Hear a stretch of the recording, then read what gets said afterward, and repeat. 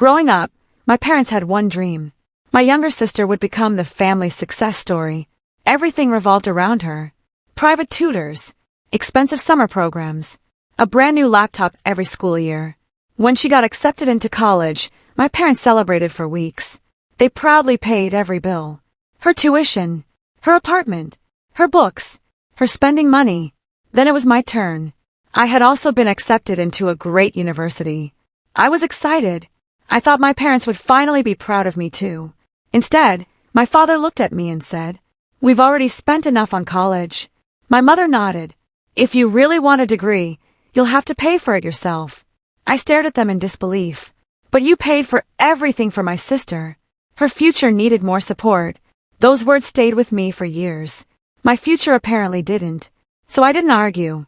I found 2 part-time jobs, applied for every scholarship I could find, studied during lunch breaks, worked late into the night. Some days I slept only 4 hours. But I refused to quit, because if no one was going to invest in my future, I would.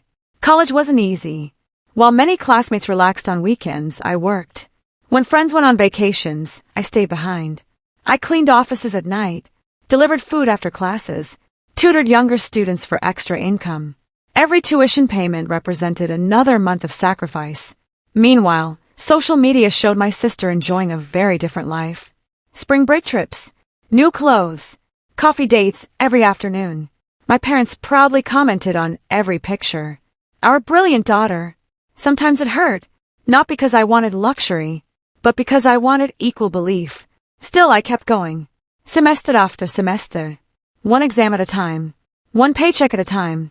Eventually, all those long nights started paying off. My grades became some of the highest in the entire university. But I never told my parents. After all, they had never asked. Graduation finally arrived. I mailed invitations to everyone. I honestly wasn't sure if my parents would come. To my surprise, they did. Mostly because they were already planning to attend my sister's graduation the following week. When they found their seats, they barely looked at me. My mother whispered, "Let's hope today's ceremony doesn't take too long." I smiled politely. The ceremony began. Students crossed the stage one by one. Families cheered. Applause echoed throughout the auditorium. Then the dean stepped to the podium. "We now recognize the graduating student with the highest academic achievement." I wasn't paying attention. I assumed it would be someone else. Then I heard my name. For a second, I honestly thought I'd imagined it. The dean smiled as the applause grew louder. Our valedictorian worked multiple jobs while maintaining the highest GPA in this graduating class. The audience erupted into applause. Many students stood. Several professors smiled proudly. I slowly walked toward the stage. The dean shook my hand, then handed me a medal. Before I returned to my seat, he leaned toward the microphone again. "There is something remarkable about this graduate. They completed 4 years without financial support from their family." The room became completely silent. My parents froze. The dean continued. "Every semester was earned through scholarships, hard work, and determination." People began applauding again, even louder than before. I glanced toward my parents. My mother was crying. My father couldn't even look at me. After the ceremony, professors surrounded me. Several companies offered interviews. One international firm even invited me to join its graduate leadership program. As relatives congratulated me, they started asking my parents questions. "You must be so proud. You sacrificed so much." Neither of them answered, because everyone had just heard the truth. They hadn't paid for my education. I had.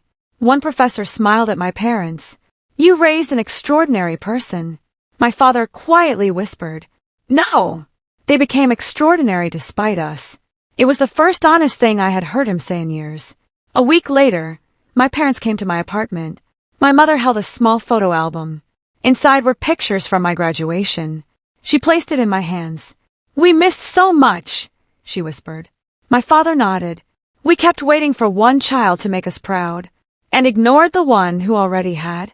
Tears filled the room, not because the past disappeared, but because, for the first time, everyone acknowledged it. Months later, I started my new career. Life became busier, better, peaceful. My relationship with my parents slowly improved, not because I forgot what happened, but because they finally stopped comparing their children. Looking back, I realized something important.